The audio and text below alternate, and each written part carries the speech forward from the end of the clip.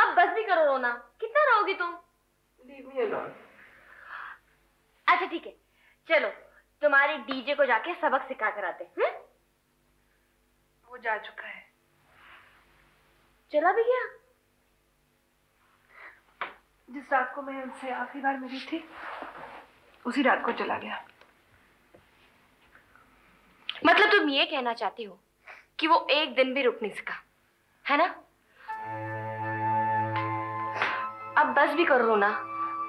ये तो अच्छा हुआ कि तुम्हारा रिश्ता इतना गहरा नहीं था। अगर इससे ज्यादा गहरा होता तो तुम क्या करती? मेरा रिश्ता उनके साथ जितना गहरा हो सकता था उतना तो पहले दिन से ही था ना, क्योंकि मैं जानती थी कि मेरे लिए उनसे ज्यादा कोई भी इंसान कोई मायने नहीं रखता। नहीं, अगर वो तुम्हें बाद में छोड़ता तो तुम्हें इससे ज्यादा चोट पहुंचती, है ना? जितनी चोट पहुंचनी थी उतनी तो पहुंच चुकी है ना। मैं डीजे के बगैर जी नहीं सकती। डीजे के बगैर जी नहीं सकती। तुम जियोगी और जरूर जियोगी, और उसे उसकी किए की सजा जरूर मिलेगी, समझे?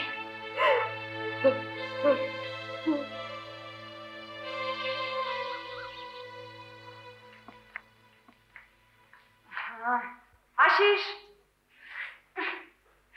आशीष! अरे तुम वापस आ गई? हाँ, और ना मैं बहुत अच्छा महसूस कर रही हूँ।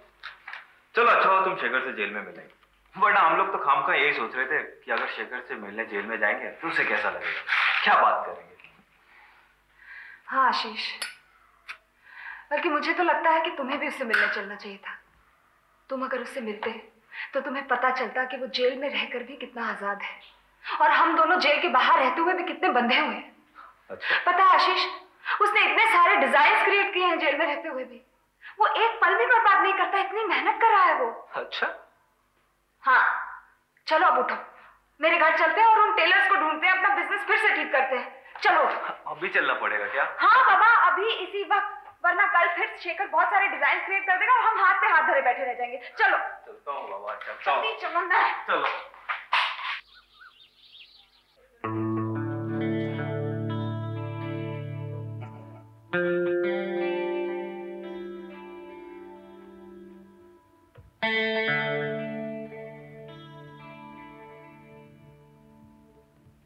क्या देख रहे हो इरफान? तुम्हें काम करते हुए देख रहा हूँ शेखर।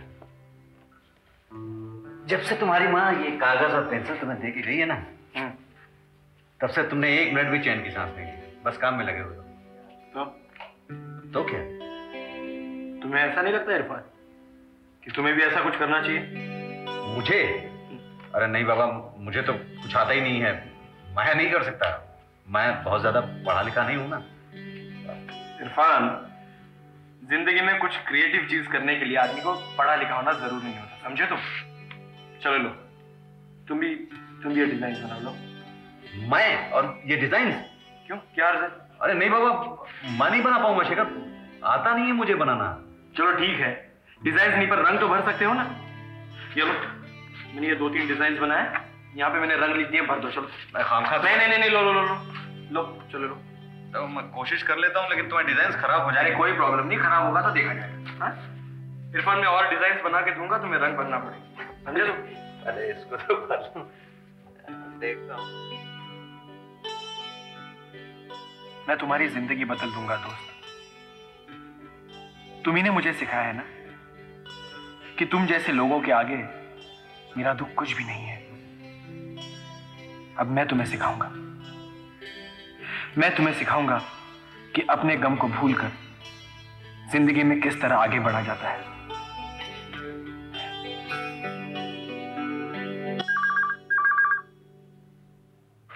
हेलो। हेलो। हाँ सर, मैं रितिका। हाँ बोलो रितिका। सर मैं आपसे मिलना चाहती हूँ अभी। क्या बात है रितिका? बस सर, मैं आपसे मिलना चाहती हूँ। अरे भाई, ऐसा क्या अर्जेंट मामला हो गया, बताओ तो। नहीं सर, अभी मैं आपको कुछ नहीं बता सकती, आप मिलेंगे तो बताऊंगी। ठीक है, तो लंच पे मिले? अच्छा ठीक है, थैंक यू सर। जरूर कोई बड़ा हंगामा हुआ है ऑफिस में। जया ने कोई नया गुल खिलाया होगा। पॉलिटिक्स से ये अलग रह नहीं सकती।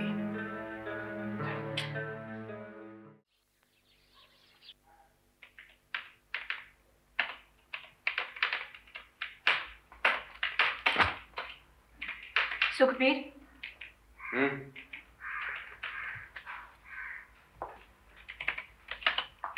एक बात सच सच बताना, मैं आपकी दोस्त हूं या पेशेंट? दोस्त। आप हमेशा मुझसे यही कहते हैं, लेकिन मुझे आपकी बात पर बिल्कुल बिल्कुल यकीन नहीं होता। क्यों? अब आप ये जो क्यों पूछ रहे हैं ना, ये भी आपकी एक थेरेपी है ना? आप मुझसे जवाब सिर्फ इसलिए मांग रहे हैं ताकि आप ये मालूम कर सके कि मैं आपकी पेशेंट क्यों नहीं बनना चाहती। ओह, तो तुम मेरी पेशेंट नहीं बनना चाहती? आपको ये अच्छी तरह से मालूम है। नहीं, मुझे सचमुच नहीं मालूम। इनफैक्ट मैं ये बात पहली बार सुन रहा हूं। इससे पहले तो तुम मुझसे ये पूछा करती थी कि क्या मैं आपकी दोस्त हूं या पेशेंट। यही तो मैं कह रही हूँ। मुझसे जानकारी मांगने के लिए आप हमेशा बात को घुमा फिरा देते हैं। तो मेरे सारे दोस्त भी यही करते हैं, लेकिन ये जरूरी नहीं है कि बात को घुमाने फिराने के लिए आपको किसी डॉक्टर का पेशेंट बनना पड़ता है। आप जानबूझकर ये कहते हैं कि आप मेरे दोस्त हैं, जबकि असल में आप नहीं हैं। देखो शिफाली,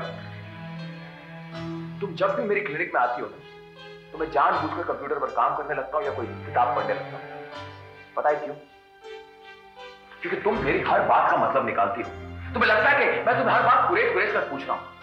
उस दिन भी जब मैंने तुम्हें आइसक्रीम खरीद के दी, तो तुमने मुझसे पूछा कि आपने आइसक्रीम क्यों लेकर? पूछूंगी। आप हमेशा जो मुझे ऑब्जर्व करते रहते हैं। नहीं शिफाली, मैं तुम्हें ऑब्जर्व नहीं करता हूं। मैं तो तुम्हें लफ्ज नहीं है ना कहने के लिए। क्या क्यों नहीं देते? क्या क्यों नहीं देते कि आप मुझे सिर्फ जानना चाहते हैं? हाँ शिफाली, मैं तुम्हें जानना चाहता हूं। देखा, आ गई ना असली बात जुबान पे। आप मुझे इसलिए जानना चाहते हैं ताकि आप मुझे ठीक से एनालाइज कर सकें और पापा से कह सके कि मेरी प्रॉब्लम क्या है। पापा आपको इसीलिए पैसे देते हैं। नहीं शिफाली, ये सच नहीं है। तो फिर आप मुझे क्यों जानना चाहते हैं? कि तुम बहुत खूबसूरत हो। तुम मुझे बहुत अच्छी लगती है। छी! जब कोई मुझे ऐसा कहता है ना, तो मुझे बिल्कुल अच्छा नहीं लगता। क्यों? क्योंकि मैं सारे मर्दों से नफरत करती हूँ। सारे मर्दों से? हाँ, अभिनव भाटिया जैसे आदमियों से मैं नफरत करती थी और पापा जैसे आदमियों से प्यार करती थी। लेकिन जब से मुझे पता चला कि मेरे पापा ने मेरी मम्मी के साथ क्या किया, तब से मैं सारे मर्दों से नफरत करने लगी। लेकिन तुम्हारा भाई, जिसे तुम बहुत प्यार करती हो, वो भी तो एक मर्द है ना, और उसने ऐसा कुछ नहीं किया जैसे कि अभिनव भाटिया और तुम्हारे पापा ने किया। मैं सारे मर्दों से नफरत क्यों करती हूँ मुझे समझ में नहीं आता। तुम्हें इसलिए नहीं मालूम कि शिफाली, तुम सारे आदमियों से नफरत नहीं करती। तुम उन लोगों से नफरत करती हो जिन्होंने तुम्हारी मम्मी को नुकसान पहुंचाया। अभिनव भाटिया और तुम्हारे पापा ने किसी न किसी रूप में तुम्हारी मम्मी को चोट पहुंचाई। यानी दूसरे लफ्जों में, तुम अपनी मम्मी से बहुत प्यार करती हो। लेकिन शिफाली, जरा सोचो, जिस औरत की खातिर तुम्हारे पापा ने तुम्हारी मम्मी को धोखा दिया था, उसे भी तो कोई ना कोई प्यार करता होगा तुम्हारी तरह, और वो भी यही सोचकर नफरत करता होगा कि तुम्हारे पापा ने तुम्हारी मम्मी की खातिर उस औरत को धोखा दिया है। यानी कि तुम्हारे पापा ना यहां के रहे ना वहां के, उन्हें तो दोनों तरफ से नफरत मिली है ना। मैं क्या करूं? जिंदगी जैसे तुम्हारे सामने आती है, उसे बिल्कुल उसी तरह से जीती जाओ। और जिन्हें तुम प्यार करती हो ना, उनके लिए अपनी जिंदगी से लड़ना बंद करो। वो लोग अपनी जंग खुद लड़ सकते हैं। सुखबीर, अभिनव ने मुझे रेप नहीं किया था। मुझे मालूम।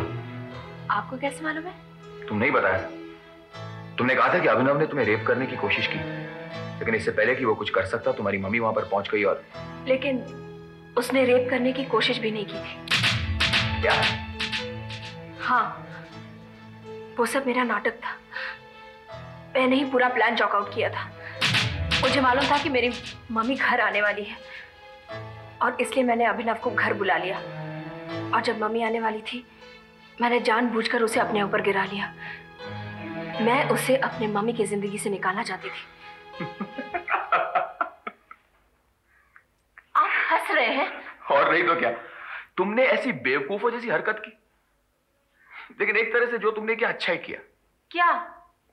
यही कि तुमने उसे निकाल दिया। लेकिन मम्मी को पता चल गया तो वो भी मेरी तरह हंसेंगी।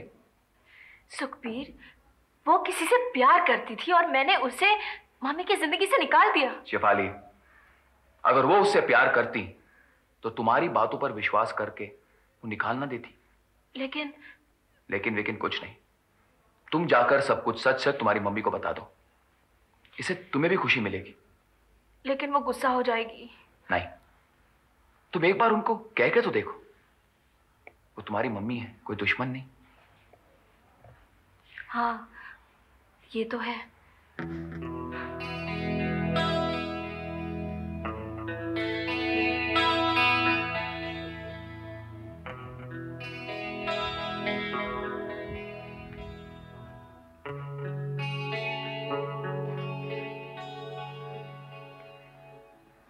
Hello sir.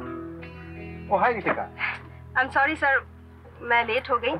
दरअसल ऑफिस में अपना सामान समेटने ही मुझे 1 घंटे से ज्यादा लग गया। सामान समेटने में इसका क्या मतलब हुआ? सर, मैंने अपना इस्तीफा मिसेस जयाप्रसाद की टेबल पे रखा, अपना सारा सामान वहां से समेटा और हमेशा हमेशा के लिए नौकरी छोड़कर चली गई। Come on Ritika, you can be serious. Sir, I am serious. और अगर आपको यकीन नहीं आता तो मेरी कार चेक कर लीजिए, सामान उसी में पड़ा है। नहीं, मुझे तुम्हारी कार चेक करने की बहुत जरूरत नहीं है, लेकिन सर, आपसे फोन पे बात करने के 3 सेकंड के बाद मैंने ये फैसला किया। कोई आपको नौकरी छोड़ने के लिए कहे, इससे तो अच्छा है कि आप खुद ही नौकरी छोड़ दें। इससे तकलीफ कम होती है। वो ठीक है रितिका, लेकिन नौकरी छोड़ने से पहले दूसरी जगह नौकरी की तलाश तो कर लेनी चाहिए थी। हमेशा ऐसा ही किया जाता है। अब देख लो, तुम बेरोजगार हो। सर, मेरे पास तो ऑलरेडी एक नौकरी है। कौन सी नौकरी? आपकी एजेंसी में मेरे पास एजेंसी कहाँ है? और उसका नाम है नैयर एंड धीर प्राइवेट लिमिटेड, और आज से हम दोनों उसमें काम कर रहे हैं। मैं तो 6 महीने बगैर तनख्वाह के मैनेज कर लूंगा, लेकिन तुम क्या करोगी? सर, मैंने भी कुछ बचत की है, जिससे मेरे भी 6 महीने तो कट ही जाएंगे। और 6 महीनों के बाद जब वो बचत खत्म हो जाएगी, अगर नौकरी नहीं मिली तो? सर, आप ऐसी बातें क्यों करते हैं? 6 महीने के बाद हमारे प्रॉफिट्स भी होंगे और NND कंपनी में 50% इक्विटी भी होगी। रितिका, NND अभी प्राइवेट लिमिटेड कंपनी नहीं है। इसे तो रजिस्टर कराने में कम से कम 2 हफ्ते लगेंगे। आप देख लेना सर, मैं सिर्फ 1 हफ्ते में रजिस्टर करवा लूंगी। हाँ, जब हमारा ऑफिस होगा उसके 1 हफ्ते के बाद ना। अरे भाई, उस कंपनी को कौन रजिस्टर करने वाला है जिसका कोई एड्रेस ही ना हो? सर, आपको NND प्राइवेट लिमिटेड को लेकर एक्साइटेड होना चाहिए, और आप तो। मैं घबरा गया हूँ रितिका। अभी तक तो मुझे सिर्फ अपनी फिक्र थी, लेकिन अब तुमने नौकरी छोड़ दी है तो मेरी टेंशन और बढ़ गई। तो अच्छा है ना सर, हम जितने ज्यादा टेंस होंगे उतने ही जल्दी अपने आप को ऑर्गेनाइज कर लेंगे। रितिका, एक बात तो मैं जानता हूँ, अगर हमारी एजेंसी शुरू हो गई तो हमें कोई नहीं रोक सकता। लेकिन अगर हम नाकामयाब हो गए तो कोई भी एजेंसी जिंदगी भर हमें नौकरी नहीं देगी। सर, आप इतना नेगेटिव क्यों सोचते हैं? आप ऐसा क्यों सोचते हैं कि हमें कामयाबी नहीं मिल सकती? कम ऑन सर, जब हमारे दिल और दिमाग इस काम में लग जाएंगे ना, तो हम किसी भी कीमत पर नाकामयाब नहीं हो सकते। तुम्हारा ये रूप मैंने पहले कभी नहीं देखा। सर, आपने मेरे बहुत सारे रूप अभी तक नहीं देखे। आप देख लेना सर, एक बार मैं काम में जुट जाऊंगी ना, तो नाकामयाब होने का तो कोई चांस ही नहीं बचेगा। कोशिश करने में कोई बुराई नहीं है, लेकिन रितिका, मैं ये जानना चाहता हूँ कि तुमने ये नौकरी छोड़ी क्यों? हरीश किडवानी की वजह से। एल जीन्स का अकाउंट अब हरीश और आपकी बेटी संभाल रहे हैं। मेरा काम तो सिर्फ इतना रह गया था सर कि मैं ऑफिस जाऊं, वहां बैठूं और घर वापस चली आऊं। ऑफिस में मेरे लिए कोई काम नहीं बचा, ये कहने का ये बहुत अच्छा तरीका था। क्रेजी, क्रेजी, ये बिल्कुल पागलपन है। सर, आपकी बेटी इसके बारे में कुछ बताती नहीं? नहीं, और मैं कभी पूछता भी नहीं।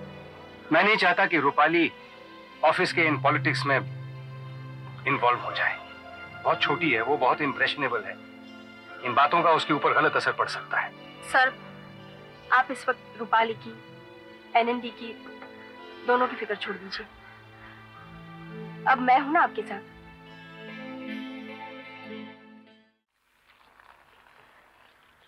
हेलो दादा। संजीव जोशी जी। शिखा का दोस्त। Very good. आओ। यार तुम एक बार आए उसके बाद गायब हो गए।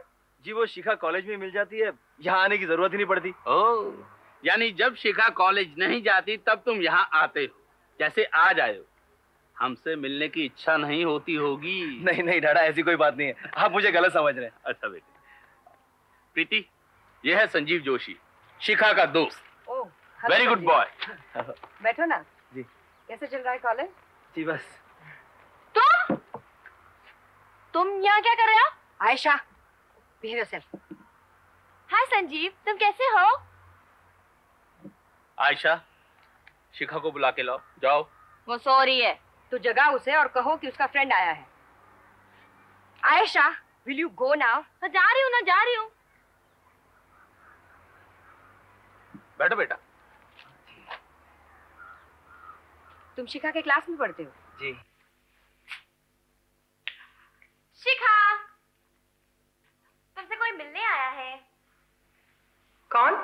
गेस करो। कौन? संजीव। संजीव मुझसे मिलने आया है? हाँ।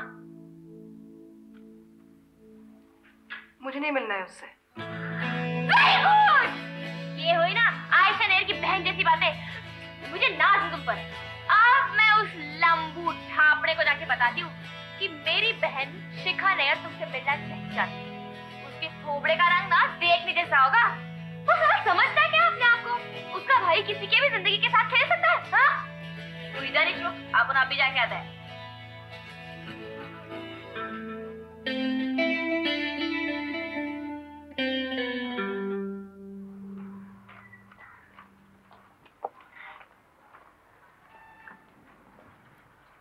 बेटा कुछ लोगे?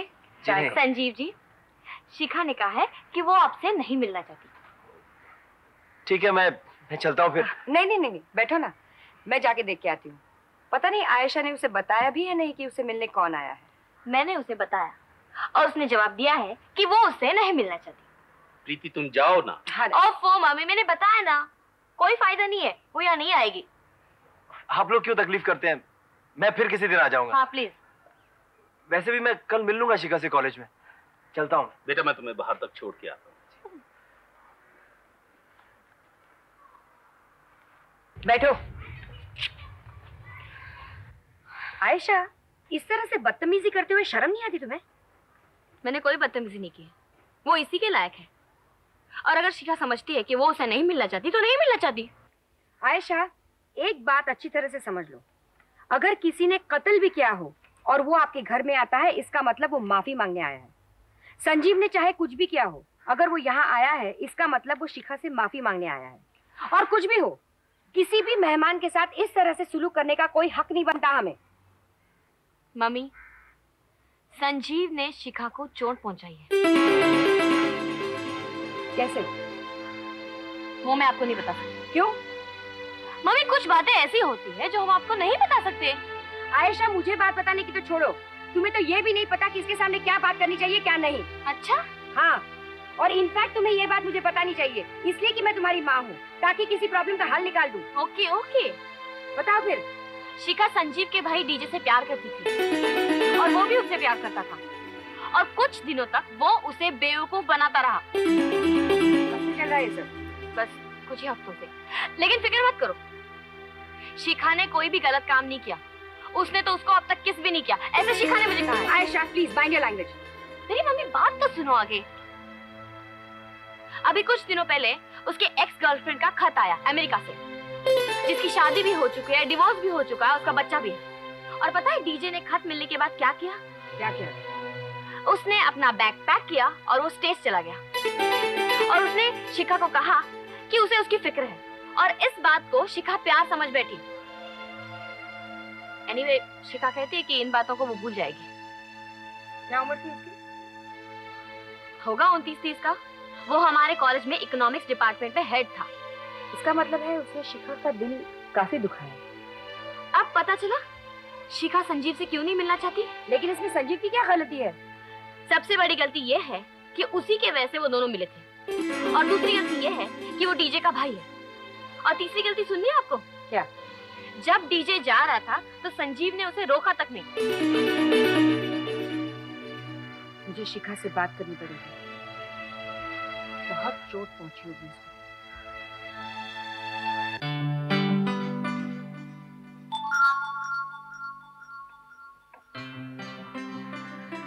कितनी अकेली हो गई हूं मैं, कितनी तन्हा। रवि का जाना ही ठीक था, पर फिर भी न जाने क्यों लगता है कि इस बार हर बार जैसा क्यों नहीं हुआ। हर बार रवि जाता था तो डडा उसे भेज दिया करते थे, पर मैं चाहती भी तो नहीं थी कि इस बार भी ऐसा हो। मैं चाहती थी कि रवि अपना काम करे, लेकिन कितनी कंफ्यूज्ड हूं मैं। शायद ये कंफ्यूजन का ही दूसरा नाम जिंदगी है।